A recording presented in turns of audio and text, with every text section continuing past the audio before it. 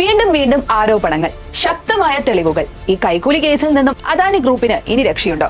വ്യാപാരം തുടങ്ങി മിനിറ്റുകൾക്കകം അദാനി ഗ്രൂപ്പിന്റെ കീഴിലുള്ള കമ്പനി ഓഹരികൾ എല്ലാം തകർന്നിരിക്കുകയാണ്. എന്താണ് ഈ ക്രൈസിസിന് പിന്നിൽ? സൗരോർജ്ജ പദ്ധതിക്ക് കരാർ ലഭിക്കാതെ യുഎസിലെ ഇന്ത്യൻ സർക്കാർ ഉദ്യോഗസ്ഥർക്ക് $250 ബില്യൺ, ഏകദേശം 2100 കോടി കൈക്കൂലി നൽകിയെന്ന ആരോപണമാണ് ഗൗതം അദാനിയെ കുരുക്കിയത്. 16,000 കോടി രൂപ പ്രോഫിറ്റ് എയിം ചെയ്താണ് കൈക്കൂലി നൽകി കരാർ സ്വന്തമാക്കാൻ ശ്രമിച്ചു എന്ന് US securities and exchange committee നൽകിയ കുറ്റപത്രത്തിൽ പറയുന്നത്.